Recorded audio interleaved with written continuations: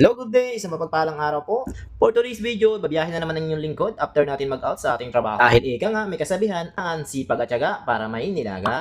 Dahil sa panahon ngayon, ang sobrang mahal ng bilihin, kaya kailangan natin magsipag. At yun nga, kung makikita nyo sa video, andito po pala ito sa kabaan ng Malbar Street, Puerto Princesa City. At sakto nga, sa time na ito, medyo maraming mga pasaherong sasakay kasi ang time na to, peak hour na at uwian na ng ating mga estudyante na galing sa kanilang school or ang mga empleyado na nagaling sa kanilang opisina or trabaho. At yun nga, saktong napadaan ako ay yung mga estudyanteng pauwi na sa kanilang mga tahanan ay nandito, nadaanan natin at isinakay natin. Dahil sa time na yan, may toda naman sana dyan, pero dahil sa sobrang dami ng ating mga pasahero or sasakay, ay hindi kaya ng kanilang toda. At sakto naman na tayo nagro-robing at naghahanap ng pasahero at ayun, sinakay na natin sila.